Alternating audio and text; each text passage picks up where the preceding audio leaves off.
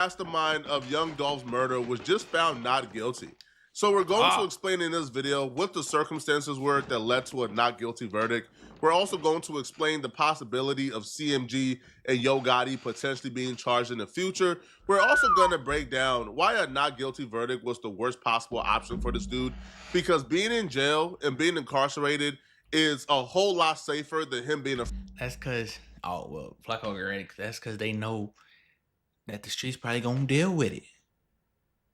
And it's unfortunate to say, and it's sad to say that they don't care, but they let him out. Now he fooled now. And y'all know that they supposed to been sliding for Dolph. You feel me? And that's the reason why it's the worst case scenario for him. Unless he get the hell up out of Memphis, which he should, then hey, he cooked. Free man. State of Tennessee versus Hernandez-Govan, count 2. We, the jury, find the defendant Hernandez-Govan not guilty in count 2 of the indictment. Ma'am. Court's in session. Ma'am. Ms. Johnson, is this your verdict? Is this your verdict? Yes. Is this your verdict? Yes, ma'am. Is this your verdict? Yes. Is this your verdict? Yes, Your Honor. Is this your verdict? Yes. Is this your verdict? Yes. Is this your verdict? Yes, Your Honor. Is this your verdict? Yes. Damn, they got lucky than a mob, boy. Is this your verdict? Yes, ma'am. Ladies and gentlemen of the jury, I want to thank you for your service this week. This trial was never about guilty or not guilty. We Right. knew the answer to that going into this trial.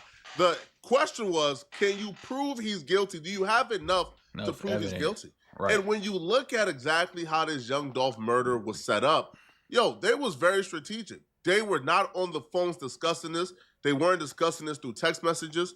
This was literally, hey, bro, come to the spot. Yo, we got a bag on his head. The message went out in the streets, and they weren't tapping in or checking up with nobody, bro. Yo, if you collect the bag, you collect the bag. But we're not tapping in with nobody to make sure a murder take place. Right. And that's exactly how this took place. So there was no paper trail. There was no communication trail to lock in Hernandez-Govan. All you really had was the testimony from the actual shooters and the killers, which when you put somebody who committed a murder on the stand, their credibility is always going to be called into question. All right. Now, seeing Hernandez-Govan give us those crocodile tears, to me, was something to watch, right? It was something to behold, bruh. People are sociopaths, homie. After the not guilty verdict, this man looked that camera in his eyes, and he was cosplaying a father of 4 who he never committed a crime in his life. Look how cold Hernandez-Govan played it after the not guilty verdict. I just want to say thank you to my attorneys, Manny, Robert, Haley, Beth, Handel, my private investigators, everybody for helping me. I didn't have the resources to necessarily, cover everything, and Manny still helped me, and he knew I was innocent. Everybody around me knew I was innocent. I just want to say thank you to the jurors for getting this right and getting my life back. And that's the main thing. What was it like? And you know what's the cold part about it? And like I said, what's the worst case scenario about him getting out on the streets? Now, I ain't saying that, it can come from either side. If y'all know what I'm saying, then y'all know what I'm saying. You feel me? Because like I said, if they don't know how the other side feel about, him having even some part of it anyway, then you don't know how the side that put it together supposedly how would feel about it. So...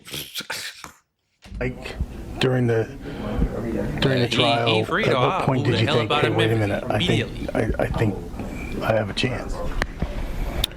Well, I knew I had a chance from the beginning because I knew in my heart I was innocent.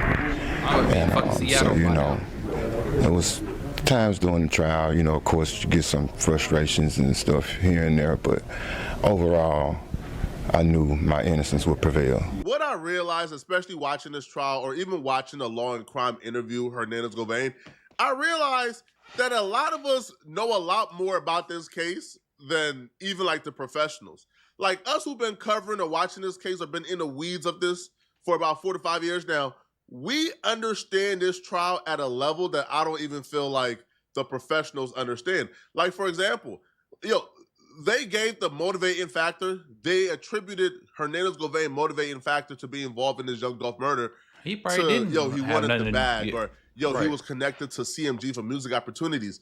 Yeah, that's it. But no, like Hernandez-Govain considered J Money and D Money like his nephews. That was the number one motivating factor, but it wasn't brought up in court. Hernandez-Govain is over at J Money and D Money's mama house eating gumbo. They've been like neighbors for years. J Money, obviously, we know, was a rapper from Memphis. He was popping. He was with Chief Keef. He was rolling around, but he was also like Young Dolph's mentee, Young Dolph's right hand. J Money and Young Dolph was really close up until his death. Now, when J Money passed away, Young Dolph became a CEO, and Young Dolph was forced to do business with people who didn't really get along with, J Money folks, right? Or D Money, J Money's little brother. Or Chula Mafia. Right. Dolph signed Big Unk. Big Unk was supposedly responsible for the death of D Money. J Money's, and that's when they supposedly did put the money on the whole label.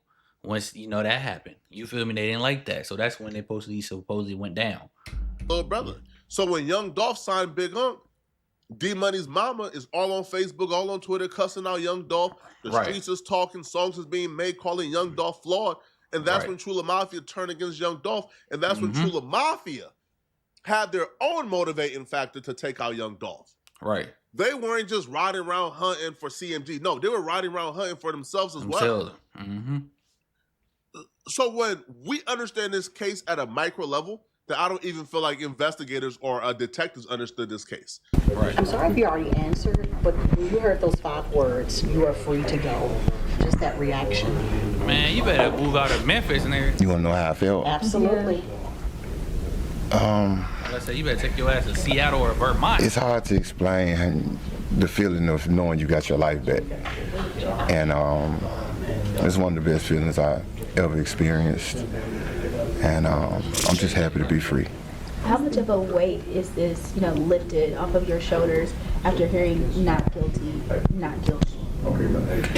It's a huge weight, I was fighting more so for my son. I have an autistic son, so that's what my fight was mainly for. Man, I can't believe it, man. All that ratting we did the last 4 years, and he still beat it. God damn. Now let's go over to a courtroom reporter who's been following this case just as long as probably I've been following this case, and he breaks down and he explains exactly what he thinks the contributing factors were that led to this not guilty verdict. Okay. The longer that the jury deliberates, the better it is for your client.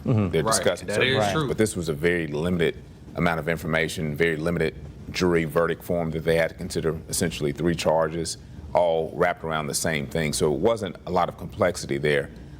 It was really about, did they believe the state's main witness, or did they not believe it? And that's what it came down to. Yeah, I mean, it seems like in a case like this, there's not that much physical evidence to deal with at all, right? That's correct. The state was never alleging that Govain was the man who pulled the trigger. Right. So his argument is, why are you believing what? Correct. The entire case is credibility of what he says, Cornelia says, as opposed to, well, we don't have to say anything as the defense, but do you believe the state's main witness? A young man who has a lot to gain or lose based upon his testimony, and not just this trial, but prior trials, who's facing the same charges, who was actually admitted to be the gunman, the one with the most powerful weapon. And so when you deal with that, and then a lack of true evidence, no concrete text messages to show, yes, we got him, or this is the plan, or we're here. Nothing, no content. They even admitted in court that Justin Johnson and Cornelius Smith, the 2 killers, that they had no contact with Hernandez-Govain for weeks before they went and killed Young Dolph. All right, like I said, they because doing it there off was no conversation needed to be had. The bag was put up. We got 100,000 on Dolph. Whoever collects it first, come at us. Hit us up. 800. Right? But crazy. Cornelius Smith and Justin Johnson actually contacted Big Jook after the murder before they contacted Hernandez-Govain. So if we ain't talked for months for months before the day y'all murder young Dolph, and we ain't really talk afterwards. Right. Y'all got call logs of us going back and forth, but here's the mistake, though. Justin Johnson admitted in court that Hernandez-Govain sold him pills, right? He was his drug dealer.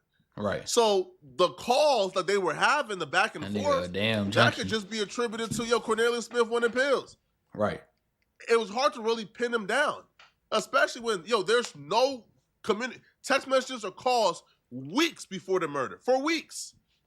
And the day after murder, they ain't communicate. So to them bring him to court on evidence this week, to me, is just insane and it's crazy, right?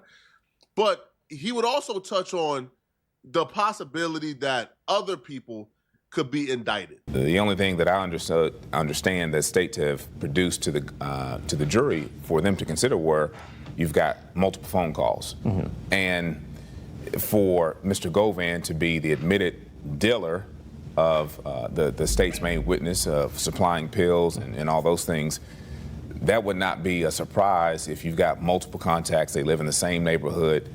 You can't just go off of, I called this person a ton of times to prove a conspiracy case. That's a little bit of a stretch. Yeah, so what happens now then? Well, I think, as the state somewhat alluded to in their closing argument yesterday, and somewhat in the way of the proof through one of the law enforcement witnesses, are there additional parties who could be complicit in the conspiracy? I don't know if that's the... Now, and like... Now he I think he already said they don't know if that's true, but they don't bring stuff up like that if they not actively gonna do it. You feel me? It's just like you can't bring up like, oh yeah. Usually if something happened, okay, he found not guilty. All right, this case closed. But the fact that they saying that other parties might can be, you feel me? It sound like you niggas need to watch yourself. Is there a RICO coming? You feel me? It's just like, man, hey. But that's what come with the game, though. You feel me? You out there trying to put the bags on niggas' heads, and like I said, whether Gotti had anything to do with it, he probably did. You never know. But like I said, it just looks bad because your brother is the one that supposedly did it, and it's just like where he get the 100,000 from. You feel me? So it's just like, man. The case, we heard Mr. Mims' name mentioned a lot, but he's now deceased. Yeah, he deceased. Yeah. So obviously nothing can come of that. It just, I think they need to take a step back and probably regroup and see if the investigation needs to go anywhere or if it just rests there. They do have at least two of the individuals, the most complicit, the actual shooters, accepting responsibility in one case and being found guilty in the other case. Yes. Do you think this makes it more or less likely that they're going to be able to go after higher up parties? Less likely. I mean, you would be putting the state's main witness on now for a third or fourth or fifth trial. Right. And every single time that he goes and gets on the stand, the hope as a defense attorney is his testimony changing. And bit by bit, piece by piece, it's just like he becomes a weathered person at that point. I mean, that's a taxing thing to be on the stand multiple trials.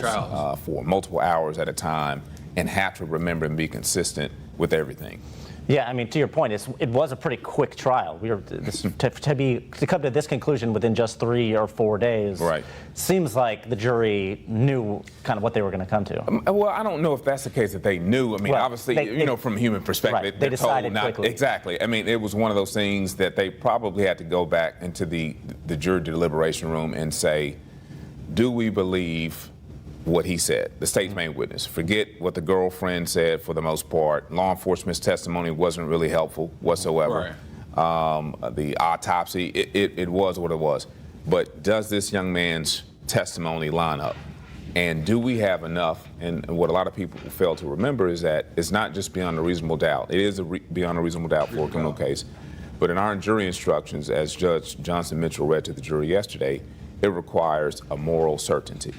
And that level of certainty that you would exercise in your most important affairs, where to put a sick parent, where to move, things higher than that, quite frankly, what to do about a parent who's suffering with deliberate, just a horrible illness or sickness, those are the levels of certainty that you have to have when convicting a person, because truthfully, you obviously taking the person's freedom away. And the jury knows the stakes, even though they don't know the potential consequences and aren't told about the punishment options. They know the consequences. You're dealing with the most serious offense of first-degree murder. For a trial that was only relying on testimony or witness testimony, the witnesses that came up really weren't really like that credible, bruh. All right, like Cornelius Smith, he's fighting a murder. Like, he killed young Dolph. He got to say whatever he got to say to get out of this. The detective came, Hernandez Govain attorneys did a brilliant job at making that detective look like a pathological liar. And then the girlfriend came and she testified, but all she testified was, hey, I seen Cornelius Smith and Hernandez Govain link up and afterwards, but I didn't really hear what they were talking about. He just told me that Hernandez Govain had money for him. It doesn't make sense. Now, he touched on the possibility of them pursuing other people. I'll be real, man. I don't if they ain't have enough on Hernandez Govain, they don't got enough on Yo Gotti, bro. Right. Because Yo Gotti is a couple degrees separated from this. Now, who had the 100,000 to put up on young Dolph's head?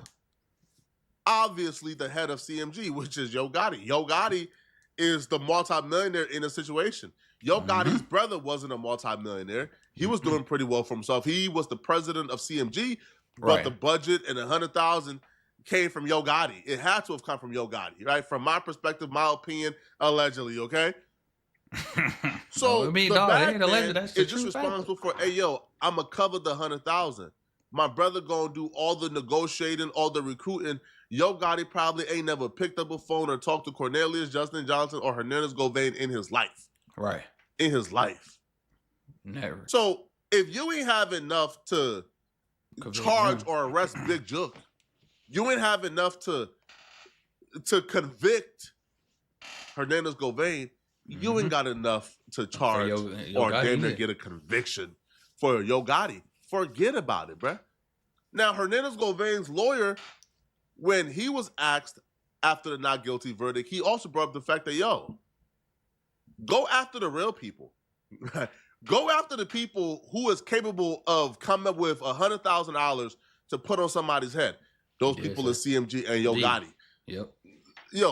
Don't come after my client because he's like the easy person to pick off because you think that he don't got no resources. Right. And honestly, I feel like that was also a contributing factor, man. Is the jury kind of seen themselves in like her Hernandez Govain, right? They seen, man, he's like the poorest one in the group, man. You feel me? He ain't Yo Gotti. He don't got $1 million. You feel me? Like, he don't got no 100,000 to put up. Where the people at that y'all are accusing of putting up the 100,000? Y'all mentioned CMG and Big Jook and Yo Gotti multiple times during the case. Well, where they at? Why y'all picking on? You feel me? And like, crazy part is, like I said, and y'all know Big Jook got unalive. That's how, like I said, this last year. So it's like, bro, if they really wanted to charge them and had enough evidence, they would have went after them. So like I said, dude beat the case. Like I said, there's no point in they didn't have enough evidence on him. There's no point in them trying to go fight, try to get Yo Gotti and CMG. Because there's no point, bro. What evidence y'all gonna say? Like I said, Yo Gotti probably didn't have no prior. He maybe, allegedly, probably, gave it up to 100K, whatever. But far as him like I said, communicating, he ain't talk to them niggas. He don't know them niggas. It's just like, like I said, they picked two dumb niggas that was thirsty and needed some money to go do this. Like I said, they was gonna do it regardless if they didn't, just because it was out there already in the streets. And it was like you said, then they picked Govain, like, oh, okay, we're gonna make him the middle man. Yeah, he put this together, da. And it's like, man, like, what you mean? Like, and y'all ain't got no evidence on him neither. Y'all can't prove to me that he was the one that actually set it up. Like I said, like Flacco said, into the jurors' eyes, they looking like, yeah, he ain't, he don't sound like he be the one that, front the money, put this plan together. The lower man. In the whole case, I think you get in bed with dogs, you get fleas, and Oh, should have been done all the way through. If I could find all the holes in the case after 4 years of police investigations, you darn well know they could have. And I frankly think they shaded things, did whatever they had to do politically to make this a case, and they didn't actually go after the real perpetrators. Anything else you'd like to say? I'm good, thanks. If I'm Hernandez Govain, not only am I not staying in Memphis, God, I'm not even I'm staying in the United States, homie. Y'all gonna have to find me in Jamaica or something, bro. Young Dolph and PRE, they have shown they have a unique, elite ability when it comes to sliding. They get busy. They gonna get their man, homie. Bro, they got Big Jook. Yo, think about all the people connected to this case that we know of, bro. Right? Yo, I can go down a laundry list of Trula Mafia and CMG affiliates that done died since Young Dolph passed away. Right. CEO Teasy, he came up in court. He was trying to introduce straight drop to CMG, trying to get them signed. He was also one of the middlemen in this case. He got killed. Big Jug got killed. Yo, if Hernandez Govain feels like he'll be able to stay safe in Memphis, he's out of his mind. Because now he ain't on house arrest no more. He gone. Because if you guys remember, when he was like giving bond or bail, right, they told him, hey, bruh, you can't leave the house. Because we fear if you leave the house, you gonna get killed. We want you back in court. That was one of the stipulations. He couldn't leave the crib. Bro, he tried to get like a work release. They denied it. They said, bro, you going to die if you go outside. Right. So if he stays in Memphis, man, he's in grave danger. I think it's almost a done deal at this point. I don't see Hernandez Govain living a full life. But this is just the price of it, man. It's the price of the streets, bro. You feel me? Yo, you do wrong. Wrong gonna come back to you, man. But I'm praying for his safety. I'm praying for the safety of everyone. We don't condone violence on this channel. But y'all let me know in the comment section, man. What do you guys think, man? Y'all think Hernandez Govain is really not guilty? Let me know, okay? And if you're still... He probably ain't guilty, man. Like I said, it's hard, bro. It's just hard, like I said. If they don't, like, if it ain't no paper trail, like, evidence that they can really find, like, unless this was the Fed, I can't even remember, what's this, the Feds or the state? Anyway, long story short is, bro, they can't find no real connect. Like I said, like his attorney said, there's a lot of holes in the case that the police was doing. The police was half-ass doing it. Like I said, they just picked somebody. Like I said, why they didn't go after, the big fish? Because they wanted to end the case right away. They wanted, boom, all right, we got him. All right, we don't feel like dealing with the, with a high price, person. So it's like he may not be guilty. You never know though. But like I said, like I know in a chance of hell I wouldn't be living in Memphis no more. Like you said, Flacco said I don't live out, leave the United States of America. If he ain't got money to leave Memphis, then why the hell he gonna leave the United States? Like I said, so. But we'll see though. Like I said, I'll be in Seattle or Vermont somewhere. Which I like and comment. Let me know y'all thoughts on the video, man. I'll catch y'all in the next one.